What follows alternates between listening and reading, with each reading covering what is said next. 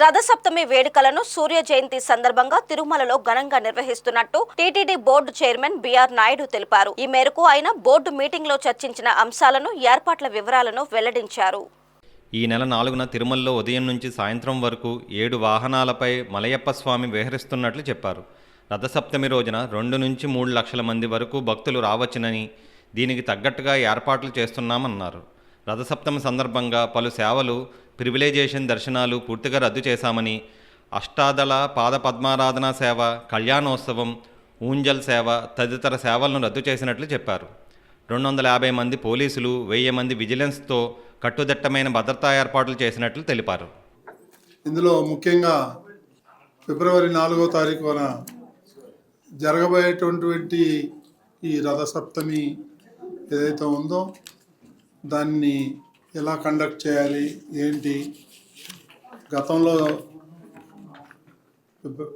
జరిగినటువంటి ఇన్సిడెంట్ ఏదైతే ఉందో దాన్ని దృష్టిలో పెట్టుకొని ఎలా ముందుకెళ్ళాలి అనేది ఆఫీసర్స్, బోర్డు వాళ్ళందరూ కూర్చొని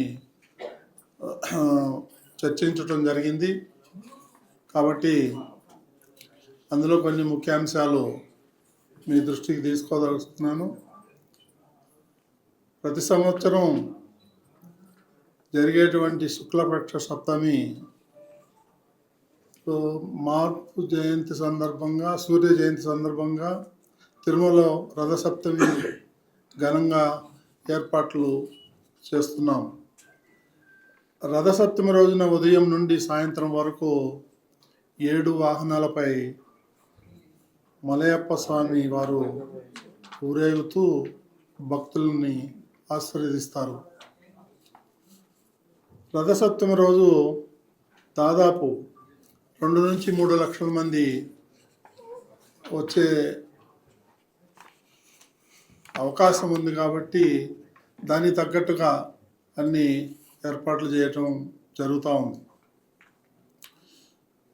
4వ తారీఖు నాడు, ఫిబ్రవరి 4వ తారీఖు 5:30 గంటల నుండి 8 గంటల వరకు సూర్యోదయం, 6:44 AM సూర్యప్రభ వాహనం, ఉదయం 9 గంటల నుంచి 10 గంటల వరకు చిన్న శేషవాహనం, ఉదయం 10 నుంచి మధ్యాహ్నం 12 వరకు గరుడ వాహనం, మధ్యాహ్నం 1 గంట నుంచి 2 గంటల వరకు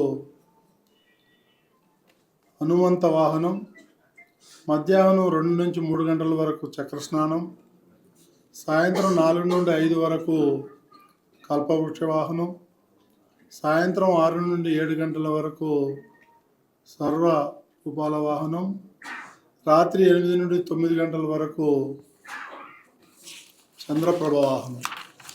ఈ విధంగా మలయప్ప స్వామి వారు ఊరేగింపు ఉంటుంది. దానికి అనుగుణంగా పలు సేవలు, ప్రివిలైజేషన్ దర్శనాలు ఇవన్నీ కూడా రద్దు చేయడం జరిగింది.